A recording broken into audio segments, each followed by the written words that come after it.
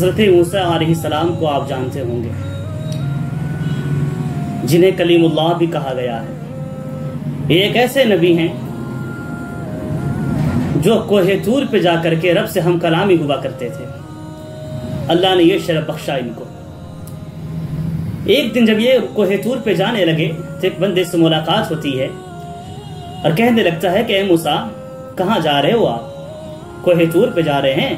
کہا ہاں کوہ طور پہ جا رہا ہوں۔ کہا کہ اچھا کوہ طور پہ جا رہے ہیں تو رب سے ہم کلامی ہونے جاتے ہوں گے، رب سے باتیں کرنے جاتے ہوں گے؟ کہاں یقیناً میں رب سے باتیں کرنے جا رہا ہوں۔ کہا کہ موسیٰ کلیم اللہ جائیے اور رب سے کہیے گا کہ میں نے زندگی میں آج تک کوئی نیکی نہیں کی ہے، میں نے زندگی میں آج تک کوئی نیکی کی ہی نہیں، ہمیشہ ساری زندگی میں نے گناہ پہ گناہ کیے ہیں۔ موسیٰ جائیے اور اپنے رب سے پوچھئے، آپ تو کہتے ہیں نا کہ جو بندہ گناہ پہ گناہ کرے گا، جو بندہ نیکی نہیں کرے گا صرف گناہ کرے گا اللہ اس کے اوپر عذاب ڈالے گا، تو جائیے اور پوچھئے میں نے تو کوئی نیکی نہیں کی ہے، صرف گناہ کیے ہیں، اللہ میرے اوپر عذاب کیوں نہیں ڈالتا؟ کہا کہ ٹھیک ہے پوچھ لیتا ہوں۔ اب چلے موسیٰ علیہ السلام کوہ طور پہ۔ جیسے ہی پہنچتے ہیں، ہم کلامی جب ہو جاتے ہیں، جب رب سے باتیں ہونے لگتی ہے تو کہتے یا اللہ تیرا ایک عجیب بندہ ملا، وہ کہتا ہے کہ اس نے زندگی میں آج تک کوئی نیکی کی ہی نہیں، اس نے ساری زندگی گناہ پہ گناہ کیے ہیں، یا اللہ تو اس کے اوپر اب تک عذاب کیوں نہیں ڈالا؟ اللہ پوچھتا ہے، فرماتا ہے موسیٰ اے میرے پیارے نبی موسیٰ بتا تو صحیح، کیا وہ بندہ کبھی نماز پڑھتا ہے یا پھر اس نے کبھی نماز پڑھی ہے؟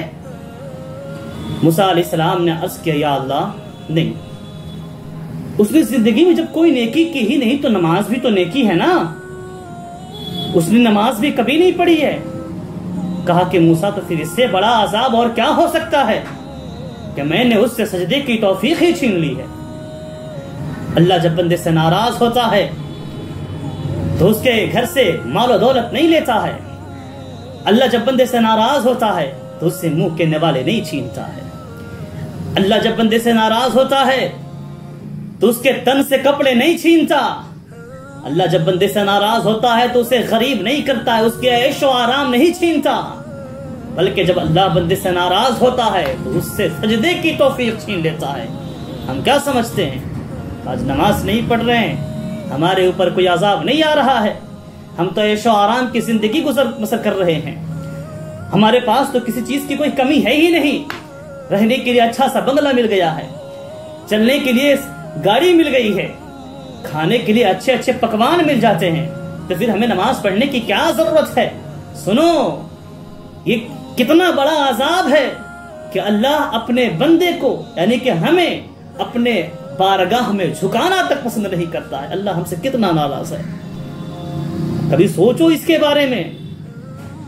تمہارے ہاتھ میں اگر تکلیف ہو جاتی ہے تو تم سمجھ جاتے ہو کہ ہاتھ بیمار ہے، تمہارے آنکھوں میں اگر تکلیف ہو تمہیں پتا چل جائے گا کہ آنکھ بیمار ہے، اور تمہارے پاؤں میں اگر تکلیف ہو تو بات سمجھ میں آ جاتی ہے کہ پاؤں بیمار ہے، مگر تمہاری روح جب بیمار ہو جائے کیسے پتا لگاؤ گے؟ کیسے پتا لگاؤ گے کہ تمہاری روح بیمار ہو گئی ہے؟ تمہارے دل پہ کالا دھبا لگ گیا ہے، کیسے پتا لگاؤ گے؟